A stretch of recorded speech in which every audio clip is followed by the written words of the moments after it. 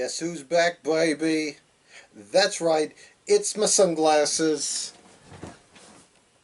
Contact lenses. Anyway, hey everybody, welcome back to an episode of The Elite, the Elite Count Super. I'm War Machine MJ. And, yeah, I'm so far behind because of my sheer laziness. But, to save you guys the trouble, I am not covering 3 weeks of television because that would just be batch crazy. Anyway, I'm going to go ahead and talk about AEW Fight for the Fallen, which took place July 15th. And I'll also talk about the July 22nd edition of Dynamite. So let's go ahead and kick off the show with Fight for the Fallen, which was a special episode of AEW Dynamite. Yeah, it kicked off. Not kicked off, but it went off on July 15th. It was just special edition episode of AEW. So let's go ahead and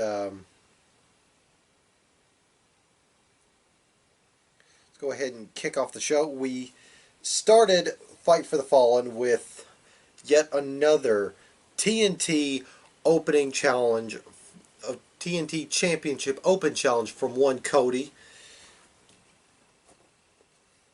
And he had made it known who he was facing ahead of time, at least by a week, or within the week.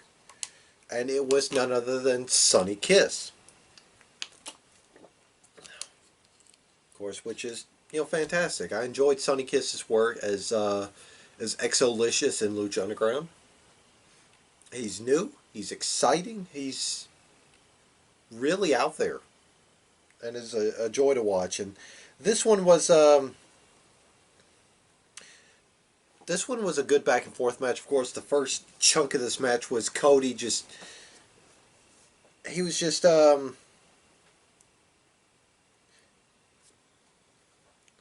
just kind of dicking around.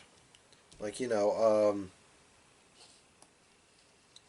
after he hits a rebound suplex, he starts doing push-ups. He just, he's dicking around. He gets paid for it. And Arn, of course, he's the head coach. He's, yelling at Cody to knock off, the stupid shit. But the finish came when Cody hits a crossroads out of nowhere to retain his championship. Of course, there was just a good sign of respect between the two. Next, we had an absolute dream match come to life as FTR took on the Lucha Bros, Phoenix and Pentagon. Of course, this was a fantastic match. However, the finish came when Phoenix was squaring off with Dax Harwood. Of course, Phoenix goes for a hook kick. Dax Harwood ducks it, rips Phoenix's mask off, and then rolls him up for the pinfall.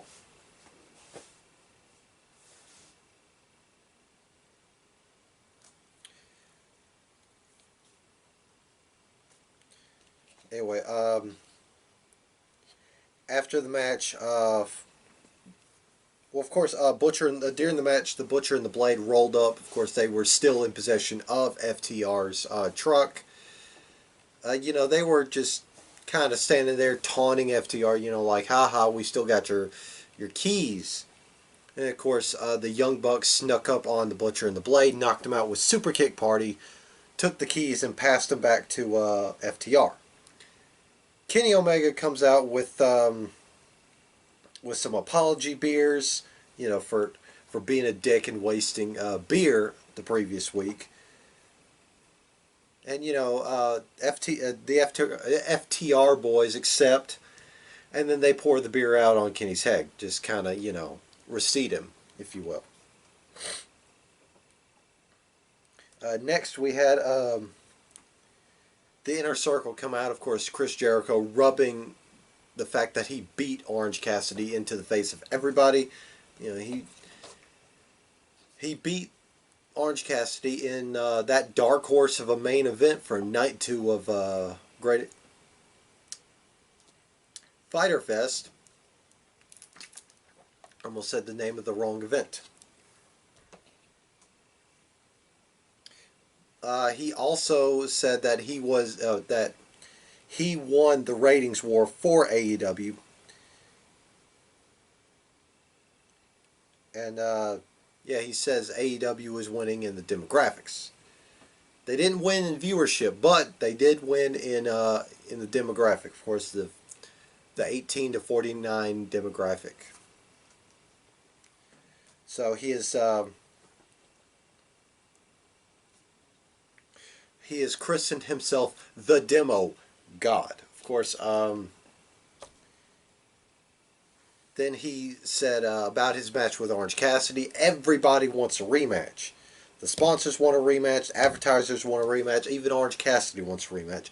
But nobody is getting a rematch between Jericho and Cassidy. That was one and done. And then Jericho just basically kicks up more shit. You know, he takes a bottle of orange juice and he pours one out for OC's dead career. Basically, just said, you know, you've main evented for your career. That's it. You're done. Orange Cassidy comes through the crowd and he just kind of stares at the Inner Circle. Jericho continues to berate him. And then Orange Cassidy just kind of does this number right here. And as he drops the thumb, just a big drop of orange juice and orange peelings just drop down on the Inner Circle. All 4 members of the Inner Circle just got drenched in orange juice. Chris Jericho is wearing a white designer blazer that just got covered in orange juice. Ortiz is pretending to drown in the orange juice. You know, he's flipping and flopping all over the place, just swimming in place too. And yeah, he's Chris Jericho is furious, shouting, "That's a $7,000 jacket." Anyway,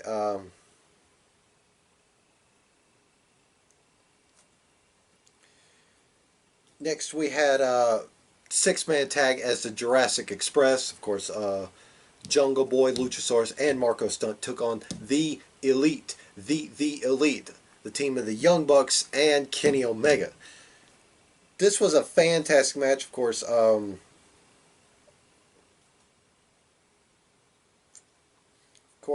the finish comes when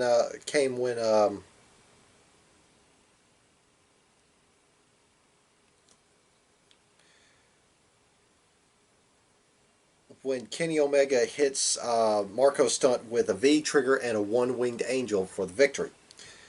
After the match, Kenny Omega goes back to the mountain, just starts wailing away on Jungle Boy.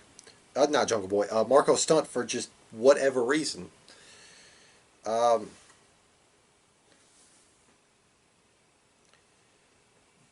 Yeah, the Young Bucks, of course, they try to talk sense into Kenny. Of course, Kenny then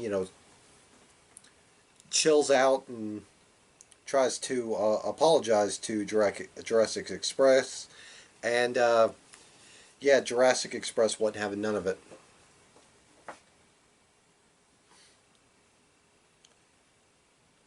Next, there was an interview from Hikaru Shida, the current AEW Women's Champion, aka my All Elite wifey.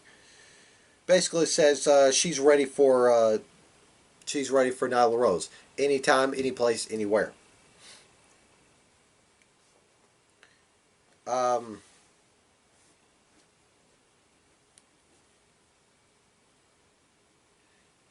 then she basically said she doesn't care who it is, whether it's Nyla or anybody else, even though there's not a whole lot of depth to the AEW women's roster.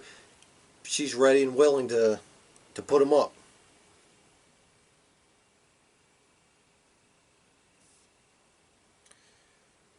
Next, there was a promo from Mox talking about his match against Brian Cage later on in the night.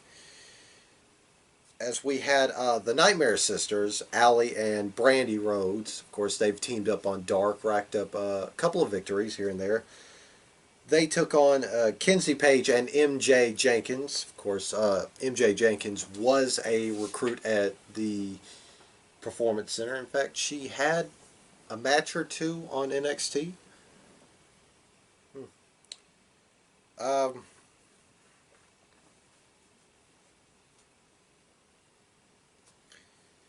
yeah, the Nightmare Sisters get a victory with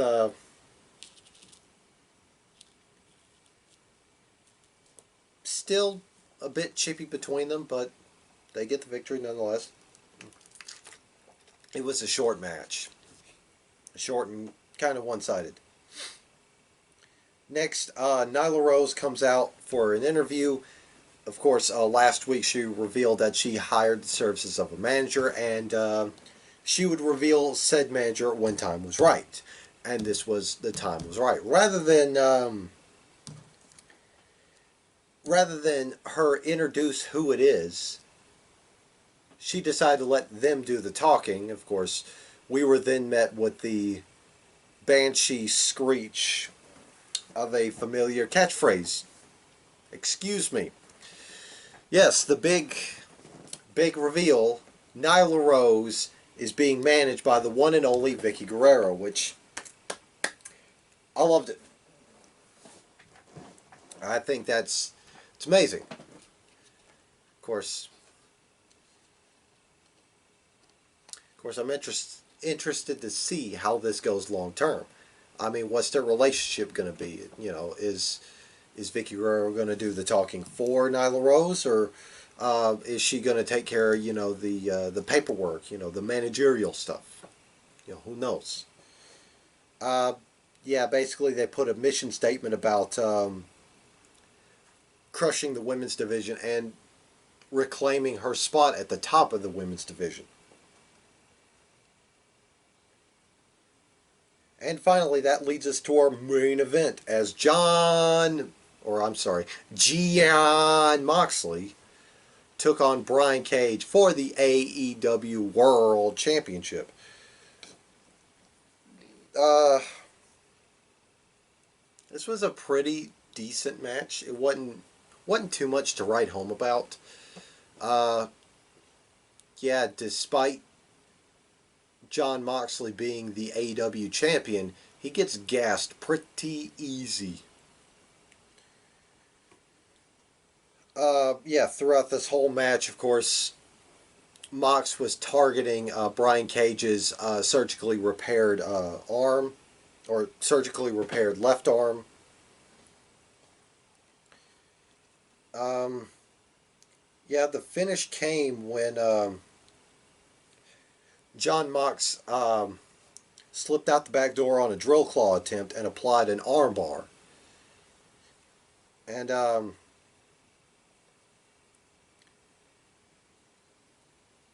Cage tried his best to escape the armbar, but he couldn't. And rather than let him tap, Taz threw in that orange towel he carries around.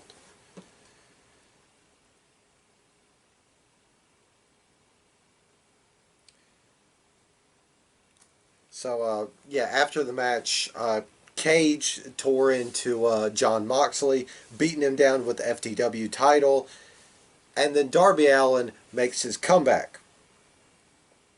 He the lights went down, lights came back. Darby Allin was sitting on the top rope, and he jumps off the top rope and smacks Cage with his skateboard. You know, Taz and Cage retreat as as Darby Allin and John Mox stare each other down.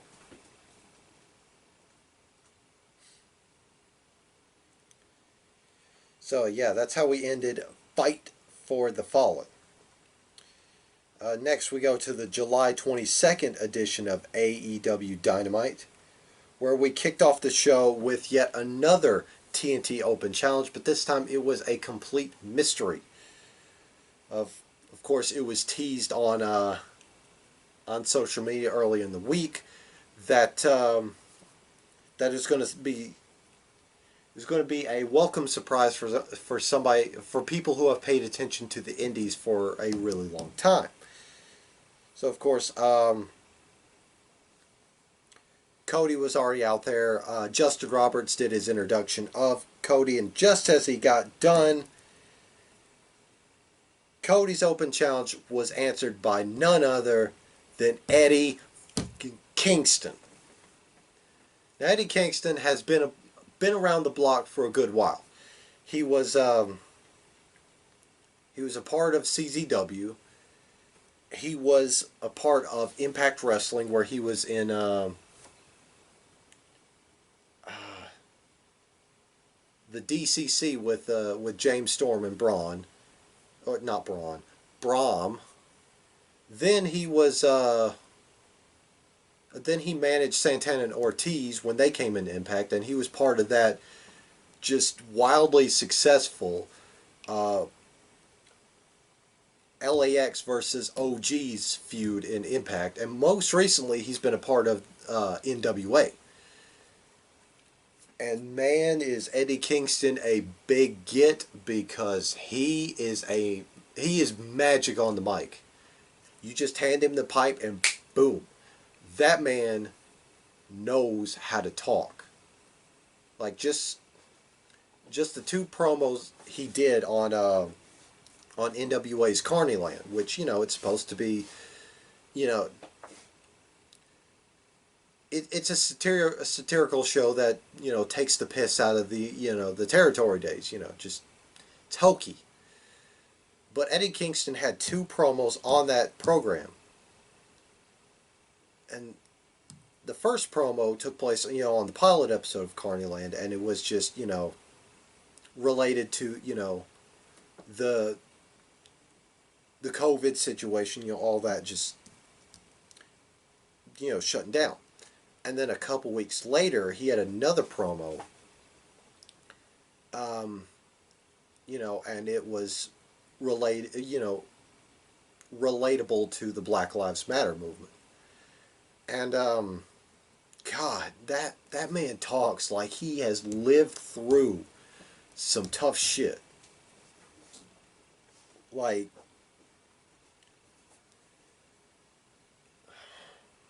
because the promo he cut, related to the, relatable to the Black Lives Matter. He talked about hate, and he said he's done some hateful things. He's got some hate in his heart, but he has learned to forgive. It's so damn captivating, and he is just a master on the mic. But yeah, Eddie Kingston came out making his AEW debut, answering Cody's open challenge, and he just tore Cody apart on the mic, tore Arn Anderson on the mic, and the punchline of his promo was, Tony Khan paid me money to come beat you. Tony Khan also paid me money to kick your ass. And then he then said, why don't we make this fun and have a no disqualification stipulation? And of course, Cody agreed to it. And then Justin Roberts was about to announce Eddie Kingston. And Eddie Kingston ambushed Cody before Justin Roberts got underway.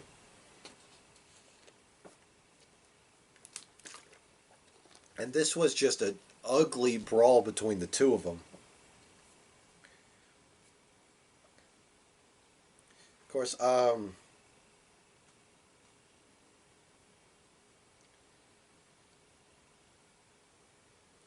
Of course, one of the stories they were telling was because of the the global shutdown. Work had been scarce for the pro wrestling scene.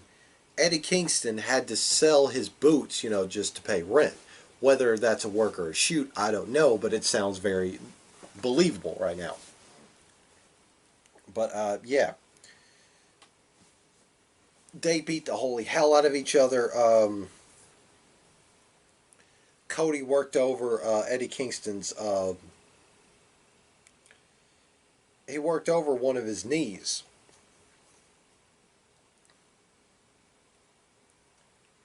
because it had gotten previously injured in the match. Of course, there was a nice little thumbtack spot.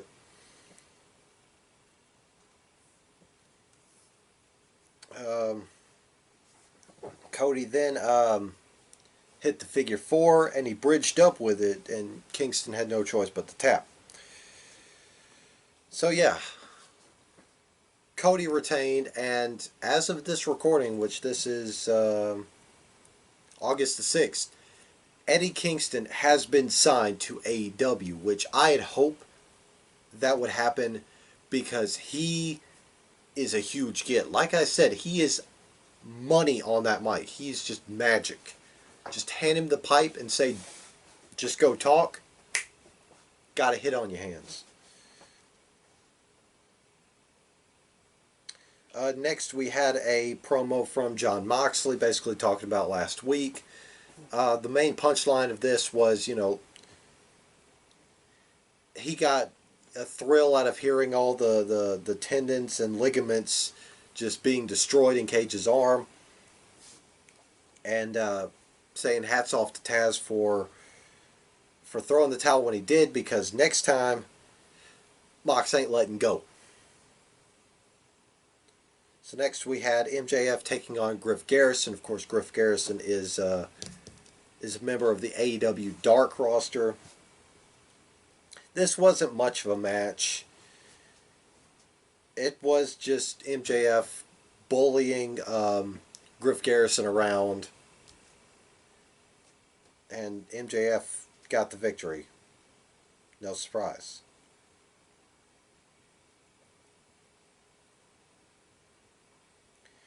Next, we had a promo from Britt Baker, of course, about her medical condition, and the long and the short of it was she's one way or another showing up at All Out. So whether it's going to be an in-ring capacity or whether she's still gonna, ham up her injury, who knows? Next, we had Taz's explanation for why he threw in the towel. Of course, he said, no lie, there was heated discussion, and Cage was close to firing him. But cooler heads prevailed, and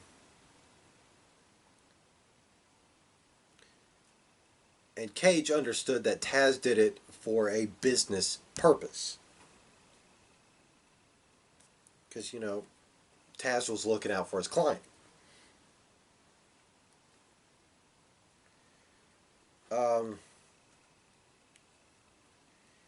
Yeah. Then he just, started hamming up Brian Cage. Of course, that led to Darby Allin coming out. Of course, Darby Allin still has unfinished business with Cage and with Taz. Of course, Cage put Darby Allin out of action for a while after the Casino Battle Royal. And before Darby could step into the ring, he was blindsided by none other than absolute Ricky Starks. Of course, Ricky got a little overzealous, and yeah, wasn't too pretty for Darby Allin.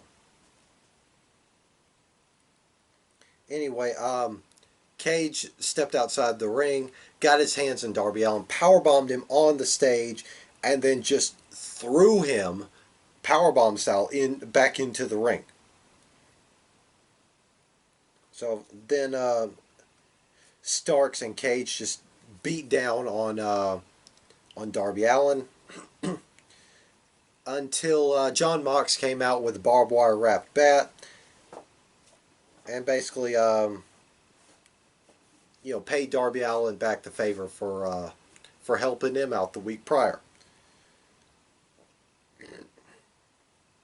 Next, there was an announcement for the first ever AEW Women's Tag Team Cup Tournament, of course, dubbed the Deadly Draw.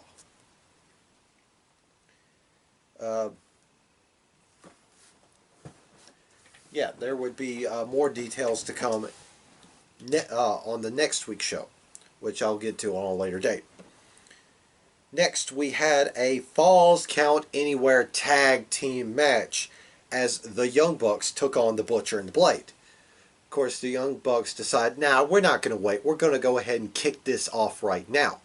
They found the Butcher and the Blade, who were working in the cafeteria of the Jacksonville Jaguar Stadium. Why would they be working at somebody else's? Whatever. They were chopping meat. Young Bucks said, all right, we're starting this now. We have a ref. We're starting this now. Of course, Butcher and the Blade, they had their aprons and their cleavers.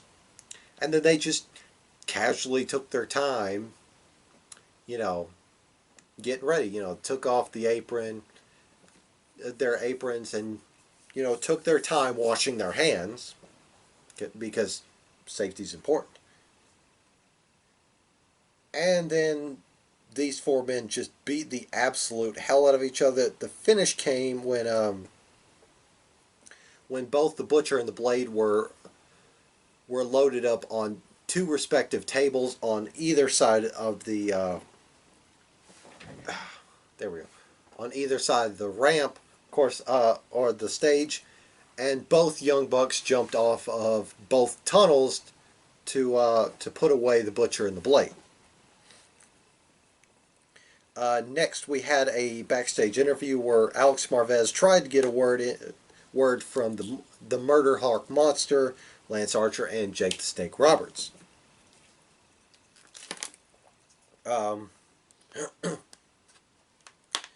Before Alex Marvez could ask what he was going to ask, Archer cut him off, grabbed him by the collar, and drug him into a locker room, basically as a witness. And the whole time, Jake Roberts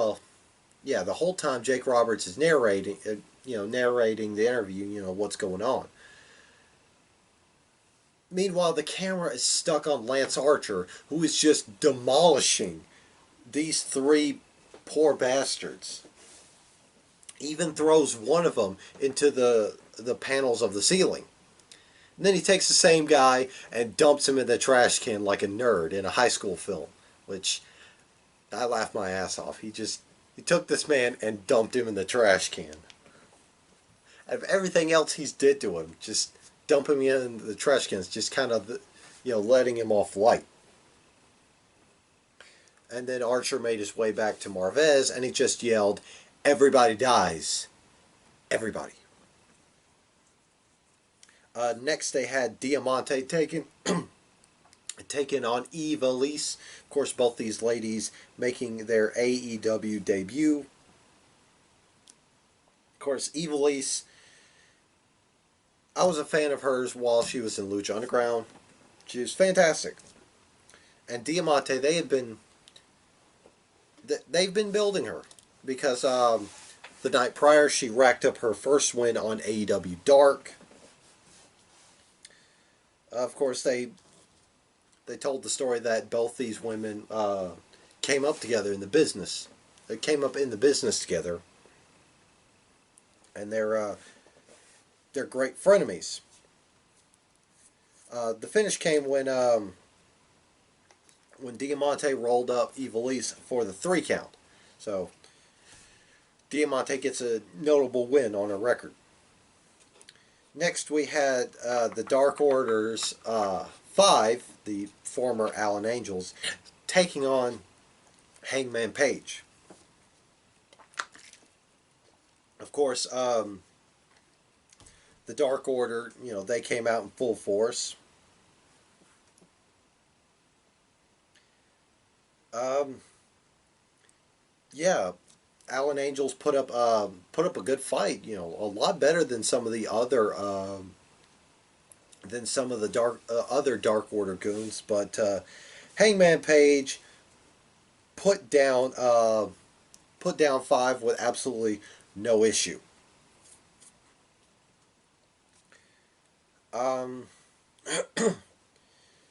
Hangman Page then invited the Dark Order goons into the ring, and out came Mr. Brody Lee.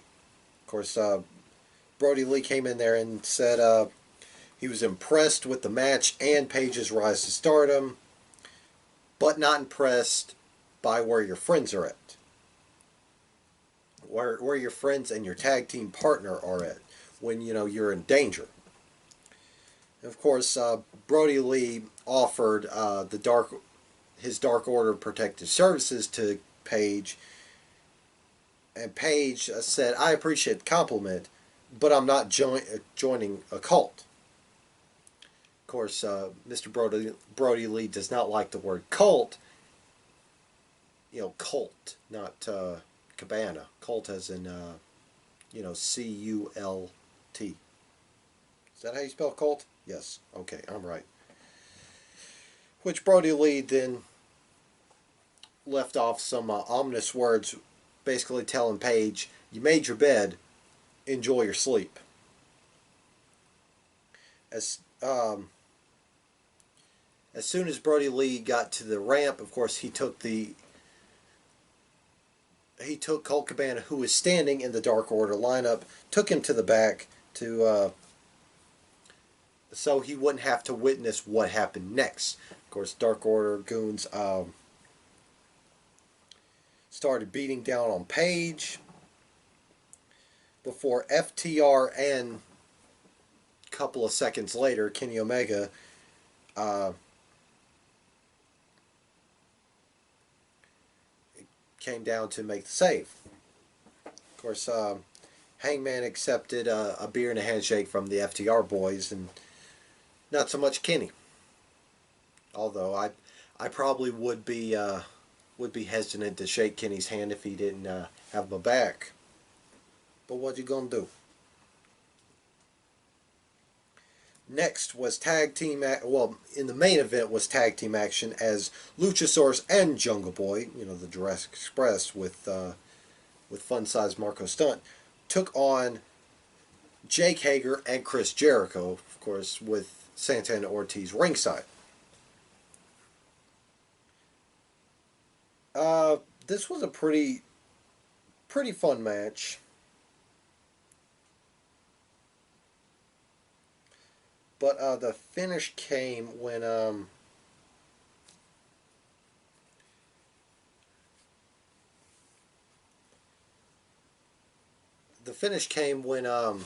Serpentico, who was a member of the AEW Dark roster, jumped the barricade and got a cheap shot in on Luchasaurus, allowing Chris Jericho to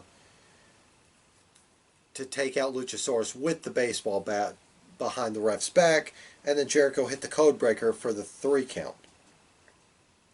Uh, Serpentico then joined the Inner Circle in a beatdown of Jurassic Express.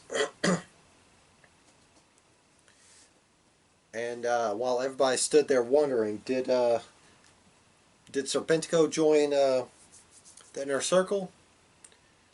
And Serpentico slowly took off the mask to reveal that it was the return of Sammy Guevara. So the Inner Circle is whole again. Of course, then they launched back into the beatdown of Jurassic Express when Orange Cassidy and the Best Friends made the save. So yeah, that was AEW from July 22nd. So that's the end of our show. Thank you guys so much for watching. And remember, if you miss Rod and his opinions, he has a podcast. It's called Prime Talk with Rodimus Prime on the Castbox app. Go check it out. That being said, I'm War Machine MJ. I will see you guys next time. Ba bang.